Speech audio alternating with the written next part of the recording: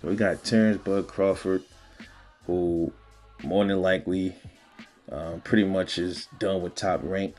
So that cell door has opened, and Terence Crawford is a free man. And he has some bodies on his record, and he's ready for another one. So it should be interesting to see who comes after Terence, who Terence Crawford goes after, man. Keith Thurman is talking about he want the smoke. Keith Thurman is old. He said he wants 8 months. He want to fight Bud in 8 months. I can't get mad at Keith Thurman for that because you got to think about it, man. This guy's coming off of a 2-year layoff. He hasn't fought anybody since then, since Pacquiao. He needs time to acclimate to somebody like Terence Crawford, man. He wants to be the best he can be, so I can't fault Keith Thurman for that. At least he's being more vocal with it. So I got to give Keith Thurman his respect for at least being as vocal, more vocal than Errol is being, you know what I'm saying? So, but the boy, Terence Crawford, man, he's ready. It seems like now that he's a free man, he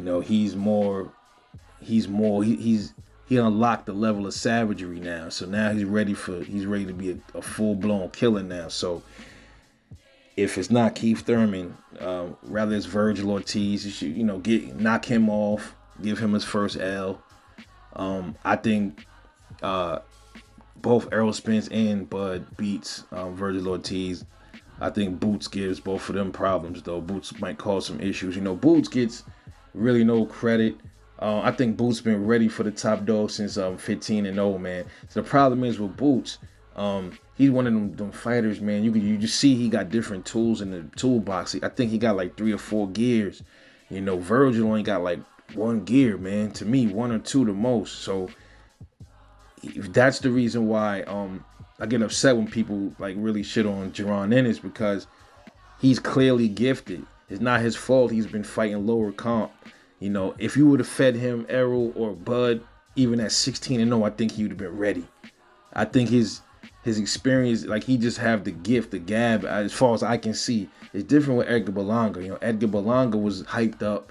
Oh, he was going on this long first round KO streak, stopping people in the first round. Everybody was going on for that. Then he stepped it up a bit. He started looking a little bit more beatable, and he got knocked down, and now that hype train, with the first round knockouts, you don't really hear it as much anymore.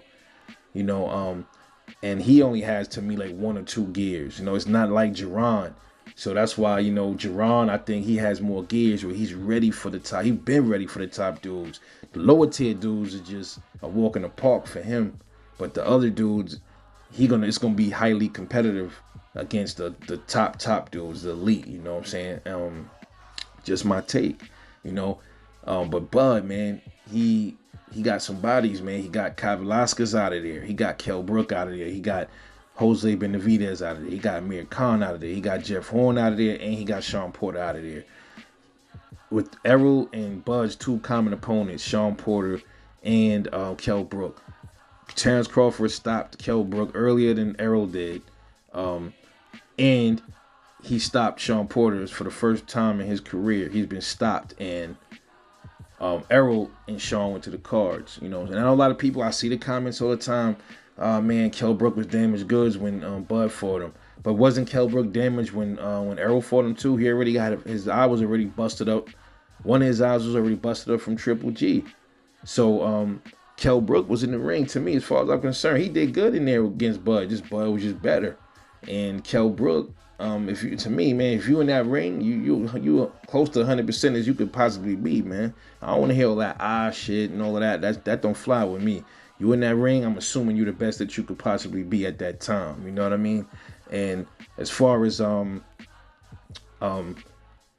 as far as Errol, as far as Bud stopping Sean in the 10th round, you hear a lot of these clowns on these channels and a lot of these comment sections saying Kenny's really the one that stopped Sean. It wasn't Bud. But here's the thing, man, about somebody when they throw the towel in. In my opinion, when you get the towel thrown in, that's more savage than if the ref stops it. If you throwing a towel in, man, that means you putting in some real work on the motherfucker, man, versus if the ref waves it off, man. So when these dudes say Kenny stopped it, okay, Kenny's the corner. That's his team. It just happened to be. It just so happened that that's Sean Porter's father.